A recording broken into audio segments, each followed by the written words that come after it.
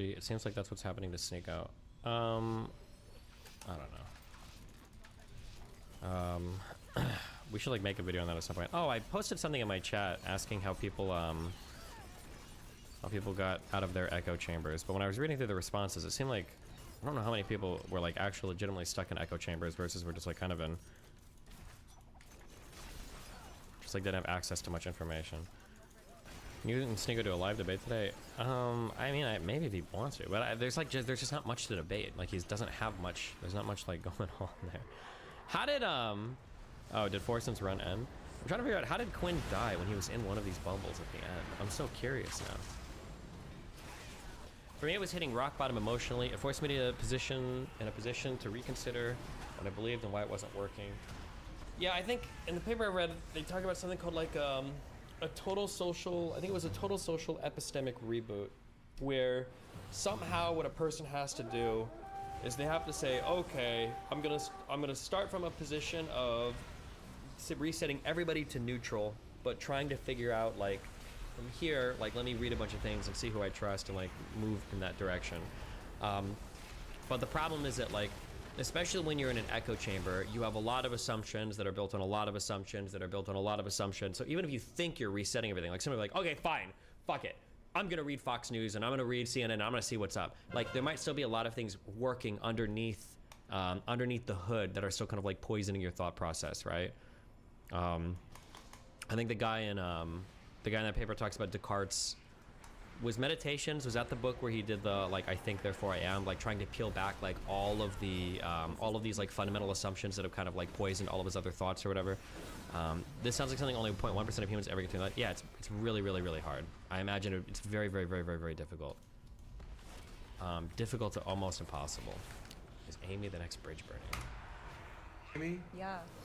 What are the odds that he has actually done the crimes? I think close to 0%. I believe that he is innocent. I think when people cannot control you, they will try to control the perception of you. And that has been evident many, many times throughout media. You know, we really don't need to look for too many other examples to see that this has happened. I do agree with what you said. For sure, maybe there are some questionable things with the webcam business, but conflating that with real human trafficking is spitting on the faces of the people who actually suffered at the hand of that terrible affliction. You cannot conflate the two. Well said. Well said. Very well said. Yeah.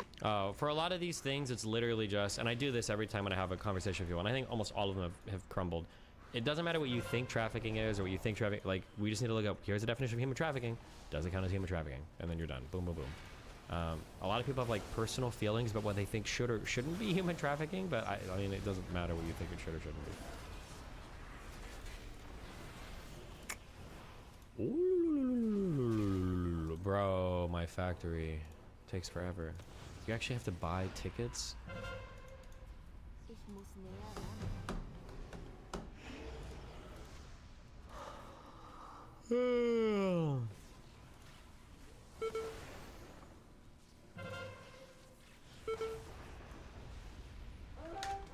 Like a lot of people think it's only human trafficking if a